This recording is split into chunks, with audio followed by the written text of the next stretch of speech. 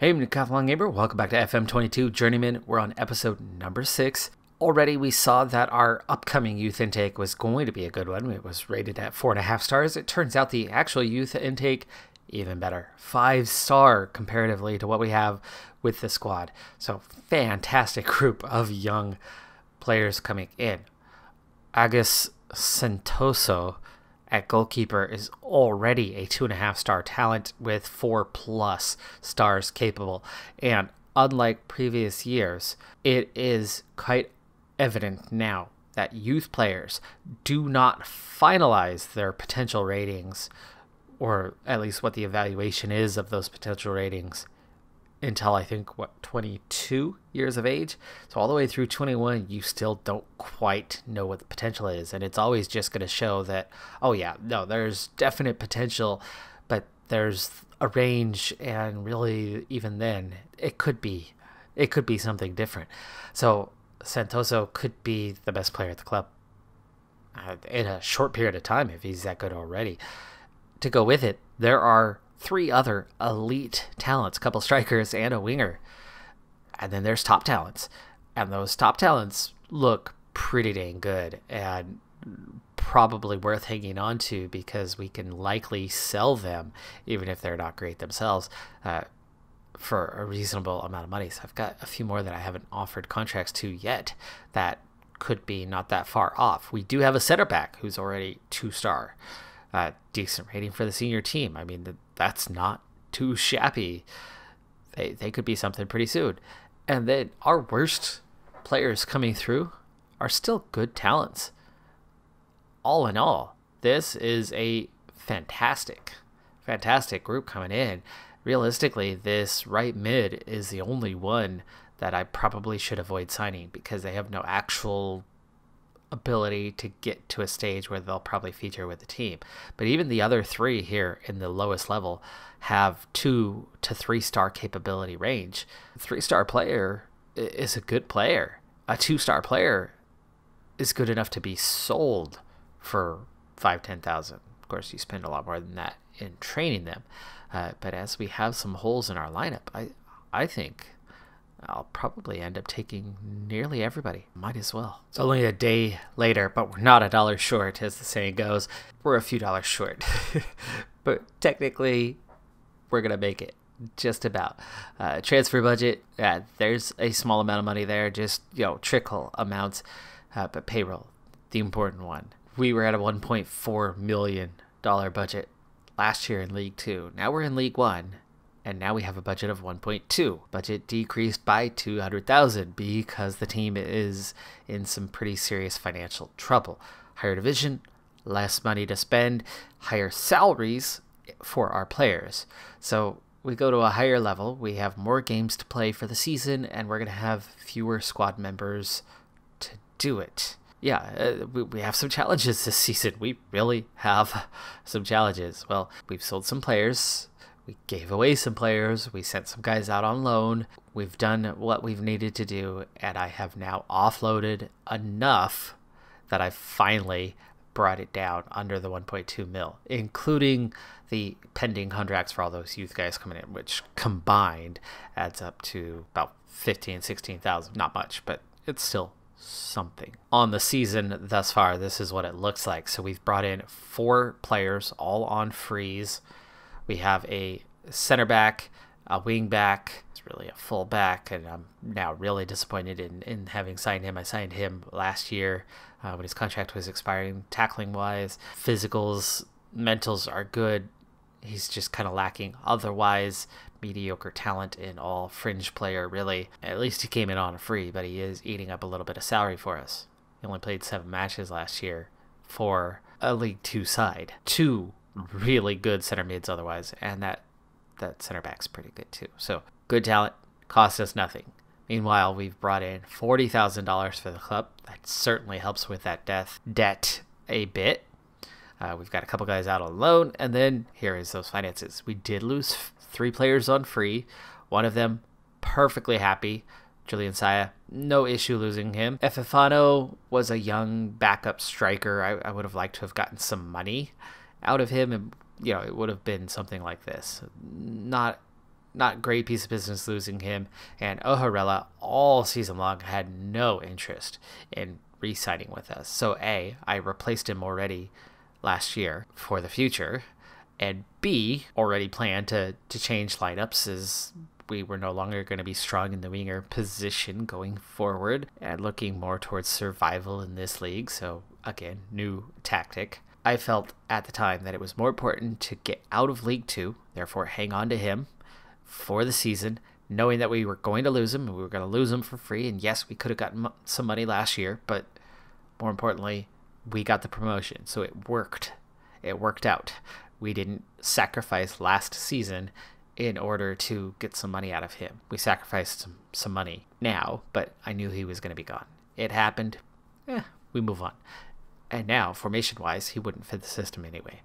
Big money deal for us has been Taiwan, Safulo, who was like Efefano, who a young backup developing player who probably wasn't going to see. And he was one of my frees that I brought in last year. So, hey, we got some money out of one of those free signings. Palin, another one. He was our starting center back last year. Old guy. Hidayat. I didn't want to lose Hidayat, but we really needed to offload. We needed to offload. And as a striker, A, somebody was willing to pay us a little bit of money, and B, he wasn't developing at all. So it's, really wasn't that big of a deal. And that is my problem right now, is how do I develop players? Because most of them are not developing on the pitch terribly well. And training-wise, well, A, I'm terrible as a trainer at this point in the series. We're just getting started. We don't have those coaching badges to push me along. I'm picking up reputation. I'm getting known. And I've developed a few of the mental attributes. Tactical, the coaching ones, aren't going anywhere because primarily, not entirely, but primarily you get those through the badges. So Taiwan, though, would be a big loss, but it's not. The reason why it's not a big loss is that A, he was already our third string guy last year, and so he only played a bit. We brought in two really good midfielders, which bumped him down to like 5th on the depth chart. And I have some other guys I'm still going to try to offload before the transfer window closes. We have now 1 month till the season begins. Not rushing into the season. It's preseason. We are playing a preseason match just to feel the squad out, see where they're at, feel the tactic out. Now, in terms of friendlies in this country, we don't seem to get too many options on who we go up against. So I'm not quite sure why that is, but we couldn't go up against somebody with a higher reputation than us that's going to give us a challenge to really test our tactic. So we're kind of stuck on doing what we got to do here. And that was a fantastic free kick. And a trail against a team with a smaller rep. I think this was one of the teams last season in the other group. Nice ball movement, though, to create that one. We're going to be playing through the middle a lot more. Yes, we have some width coming from some wingbacks, but not as much. We're not going to be as strong on the outside, and we're definitely going to have to spend some time playing through the middle. But we are presenting the ball towards the goal a fair bit here. We've already had 4 shots just 20 minutes into this one. Yes, we trail. I'm not as worried about the scoreline. It's about the creation. Yeah, their goal was a piece of masterclass off of a long free kick, which you're not going to see that a ton of times this season. Herlanga is on trial right now. We still have one definite weakness. Well, 2 weaknesses, really. It's both wingbacks. Both wingbacks. It's converted position. I've been offloading my actual wingers, and my fullbacks are converting and moving, and so we're a little weak at both fullback positions. Now the right side, that was our top player. That was Wolpe. Wolpe is fitting okay into the role. He's decent at the role. I think we can handle having Wolpe up there. He was the best kind of overall that we had a year ago, so he'll handle it. It's the left wing back that's a little weak, and Harlanga, yeah, we're taking a look at him. I don't know if we'll be able to get him signed, but I think he'll be a bit of an upgrade and probably affordable. Kind of like to keep looking and see if we can find better, but I just don't know if we can sign better. You could see all of their XG literally came in that individual moment. We trail 1-0, but it's preseason. Doesn't matter. However, the one thing, as we start the second half, no reason to get upset during preseason. I don't care what the scoreline is. Anyway, I will want to make some subs here soon, and I'll probably just be moving on here shortly. Again, result doesn't matter today. Just seeing how we play, and the ball movement's nice. We are definitely finding some space through the middle. Just will it work when we go against, you know, our tier, our new tier, the top tier. But anyway, finances are a clear issue. So can we sign Hurlanga? Is Hurlanga good enough? And then can we find anybody better that we can sign instead? That's the biggest question that I have between now and the start of the season in 1 month. I myself will probably do another preseason match or so, but I'll do it off camera, and we'll just kind of set ourselves up. But ball movement through the middle is good. We're certainly finding some space there. Definitely a nation that plays the ball down at the feet a lot more, not on the head. That was a nice chance.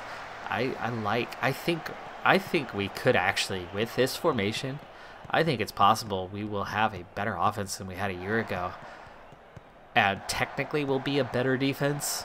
We'll be more sound, but I think we'll be going up against teams that are just going to expose us. So all in all, I think we'll be a better team than we were a year ago. And we certainly have a few better players. We've made a step in the right direction. Sinji, not a good play there. Poor tackle. That was all leg. Missed the ball. And, yeah, deserved penalty. And Hungara steps up. We had found a better goalkeeper. We just can't afford one. Here's Sinji. Free kick. Close. Not going to happen. Final few minutes anyway. But let's go ahead and wrap it up. I mean, it's 19-3. I could go very attacking in the last few minutes. I didn't sub anybody. That's okay. They needed some minutes. First 11 got some minutes. And as Reisel steps up and draws this level in stoppage time. So there you go. There's a moment of brilliance. Nice cross as Reisel coming way back off the far post to get to that one and heads that comfortably in. Keeper should have done better, but you know, hey, it's the nature of the league. When the season officially kicks off tomorrow, it's going to kick off with us still heavily favored for the drop. 700-1 odds at winning the league. It's all stacked against us. There is a massive gap between the top 10 and the rest of the league, with only a few teams kind of filling that gap ever so slightly. And there's a major drop-off. And the 3 promoted sides make up 3 of the 4 spots picked at the bottom of the league, including the bulk of the relegation favorites. PSPS, who beat us in the league final, is heavily picked to be dropped. Lowest net transfer spender? Yeah, that's us. 6 players in, 10 players out. But there is some good news. If we stand any chance of surviving the drop, well, it's going to come with not 1, but 2 additional signings down the stretch here. First off, Birol Waladane. Waladane has okay speed, okay physicals kind of across the board. I mean, his weakest is a 9. Strength is a 9. He's 5'10" for this league. That's good strength. That's good height compared to Mini. While he's not outstanding in the mentals at 26 years of age, he's decent across the board. His composure is the only thing, and vision, that are lacking a little bit. And technically, he's okay. You know, the only weakness there is free kick taking. He is a well-rounded player, and that is super, super rare, at least for me, from what I've found, from what I've been able to get my hands on. I'm sure there are some well-rounded players on the bigger teams, but not on our club. We have guys that have strengths and have weaknesses, and having somebody who's a bit balanced could help. But he plays at a position that I have some strength, so we're going to do some shuffling around. But then I had a little aha moment. League 2 is a domestic league only. You are allowed 0 foreign players. But League 1, you are allowed to have a few foreign players on your roster. So I did a little search and ta-da! We found something. What we found was an ambitious young 18-year-old who wasn't cutting it at home in Brazil. So here he is, all the way over in the western edge of Indonesia, halfway around the world. Actually been there, done that, as I moved halfway around the world some years ago. And he's coming in with some potential.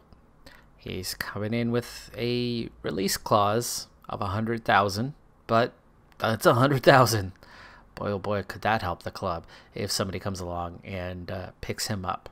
And while he is mixed and 18, he's coming in as our top player.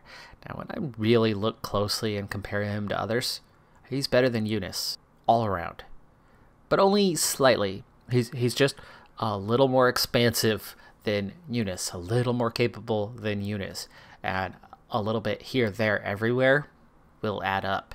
So he's going to take Yunus' spot and play alongside Yunus, and that is helpful because Yunus was okay. Yunus will get some goals. Everybody else was a little subpar compared to Yunus. Now, Yunus is the one who's a little subpar compared to Gabriel.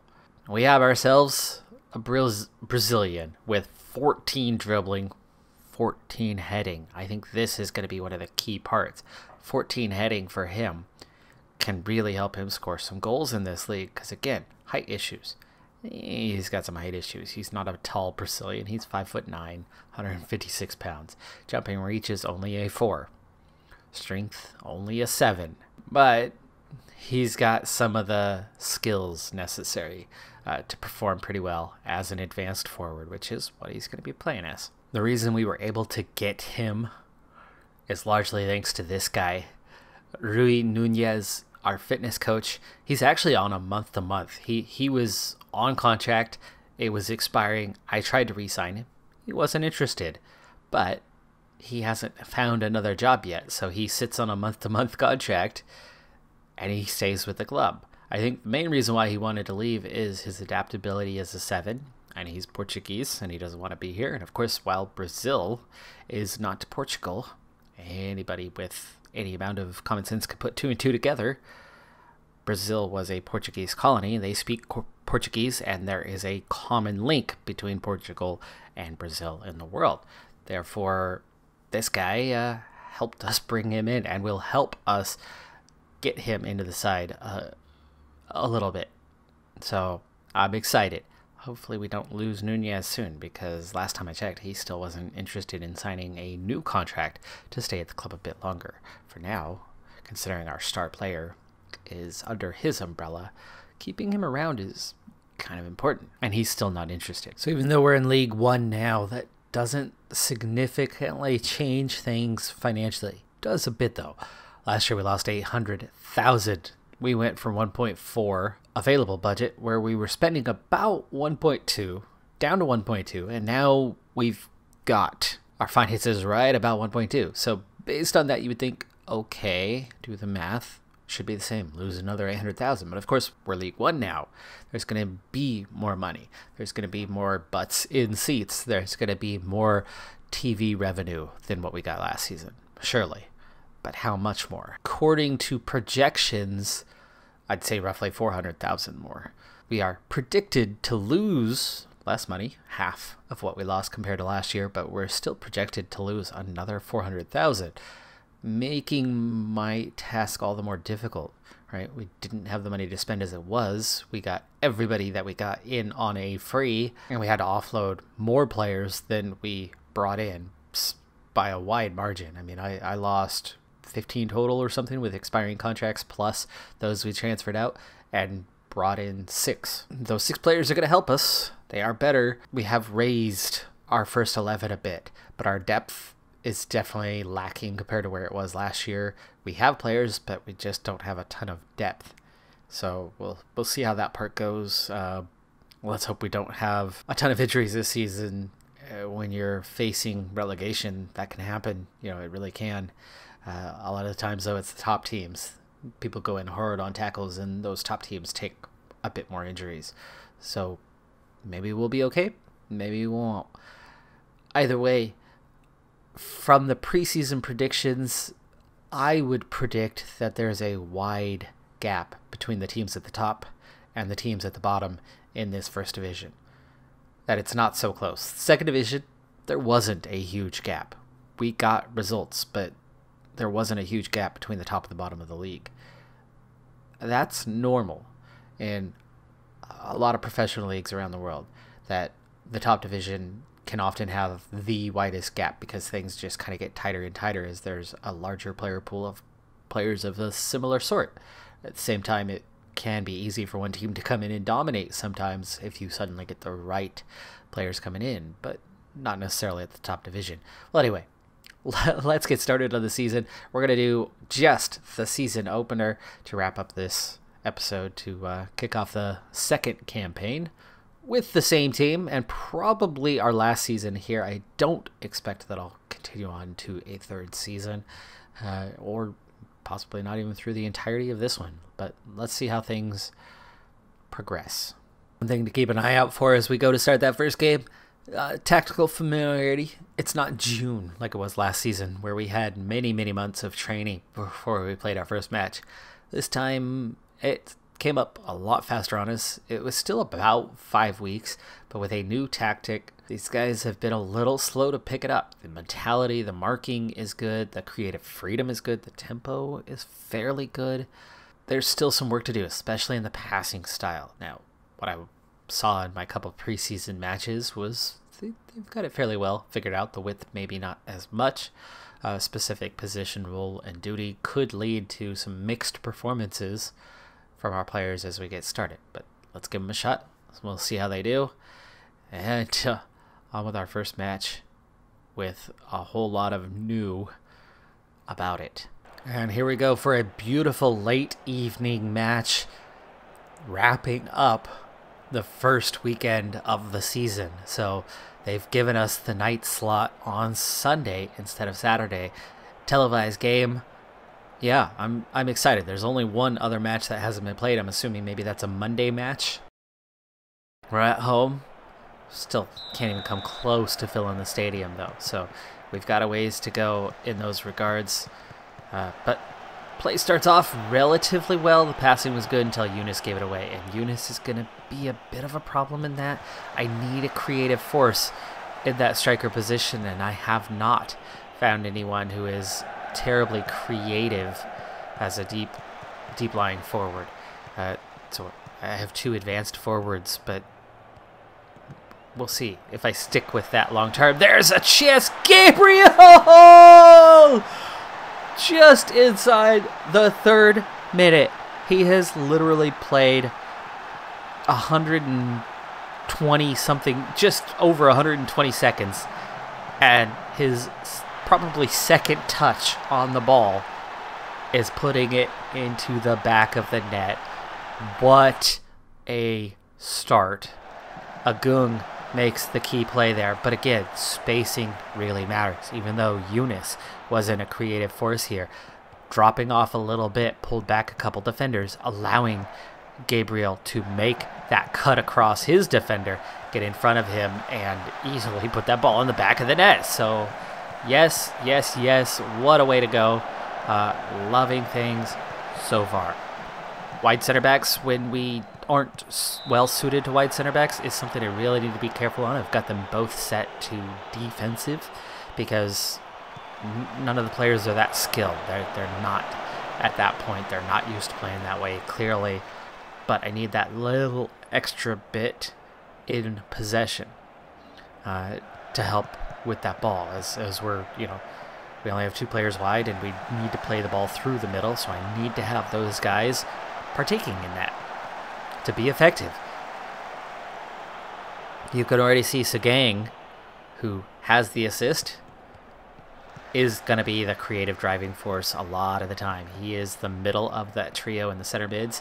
He is the most attacking of those 3 players, and he sets Gabriel up nearly for a brace inside 20 minutes. Forced a good save out of the keeper on that one.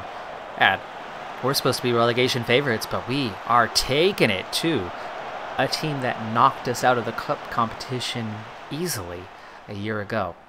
5 shots, They haven't even sniffed goal yet. Now, possession, they're beating us there. They've got the ball, but they're not getting it into the final third. But a corner kick here could be dangerous. And they get their head to that one, but they push it just wide. That was awfully close. Eunice. Oh, Gabriel, take it out twice. Again, Sinji steps up with the fluid movement as Gabriel had gotten wiped out. So Sinji attacks into his places as Gabriel is trying to get up. And Sinji goes close to making it too. Outside of a single moment off of a corner kick. There's a turnover, Gabriel. Oh. I don't think that would have gone in anyway. Keeper pushes it over. Sinji, second chance, still cleared out. But look at the domination we are seeing. XG at 1 to a 0.12. They've only had that one shot coming off that corner kick. That's been literally their only moment. They've had 2 corner kicks though. They do have that 60% of the possession. Gotta watch out. Gotta watch out. This is far from over. We are the type of team that could struggle, that could be brought down. We're relegation favorites for a reason, so job not done. But this is also why I'm going balanced. I have the defensive formation, but I have the attacking quality. And by keeping it balanced, the attacking quality can hopefully produce some goals this season. And my oh my, I have to go. I have to go. Let's not get overly enthusiastic, right? Right. Yes. I'm pleased. Yeah, you know what? Go ahead. Pat them on the back. Just please don't collapse. They're not going to suffer from overconfidence. We're a team that's a relegation favorite, and they know we're a relegation favorite. Pat on the backs can be good. Agung steps up. Good play, but he sets that ball through. Not a great ball on that one, but still, he's a creative force. He is absolutely setting us up for all sorts of chances this season. And then he's not alone. He is not alone at all, being in the midst of a midfield trio. And there's Eunice, and Eunice nearly gets his first of the season. It was offside, though. I think that's the right call. He was probably a good few steps beyond, but we're coming up on the hour mark. There's a setup that looks like a designed play, possibly, the way that was pushed back. Sagang wasn't even anywhere near him, and he gets a yellow card. Jeez, massive gap between the guys. There's feet of space, and he just dives. Well, anyway, that was their second and third shots of the game, and time keeps ticking. All right. Lesaluhu, as expected, is not really fit for this, but I don't have a proper... I need to get Guino in there. Give Guino a chance to finish his game off. Maybe he'll be better. Let's start with that. Sagang and Agung both on yellows. How do they not have massive ratings? They've played so well for us, but okay. Okay, Sagang, gotta watch out, or whichever one gets tired. 81st minute. Hey, confirm changes. Agung, second chance. Too far out in front for Gabriel. He can't get to that one, but here we go again. Eunice offside. Offside. Back of the net. I like it, but it was definitely offside. I mean, he's well off here. It's not even close. Gabriel, though, naturally. See a teammate open in a dangerous position, you're going to pass. Okay, who's most tired? Who's most tired? Who's struggling the most? Gang somehow. All right, let's go with Mofu. 87th minute, by the way. They've amassed just 2 more shots. We have had a very quiet second half. Go cautious. And start time wasting. Massively. Stoppage time. Hello. Don't need to work the ball in. You can shoot on sight. No, don't shoot on sight. Take the ball to the corner. That's time wasting. You should know to time waste. Go ahead and shoot on sight. No. Okay. Angara, free kick. Looks like an offside. Masirin, Agung, Sinji. So Masirin has picked up a yellow. Oh, poor ball there. Poor ball. And that's time. That is full time. Oh, yes. 3 points to open the season. What a start. We got 0 XG beyond the first 5-10 minutes of the second half. But it didn't matter because we got a goal from Lucas Gabriel 123 seconds into his time with the team. What a signing a couple days before the deadline. Oh my goodness. Day before deadline. Morning. No, it was day of deadline. That was a deadline day transfer. I started it the day before, but he ended up signing on transfer deadline day. Dang. Now, will he be our hero all season? I don't know. But he's our hero today. Prediction, 35 points for safety. That's 3. I'm Decathlon Gamer. Like, comment, subscribe, and I'll see you next time. Have a good one. Be safe out there. Bye for now.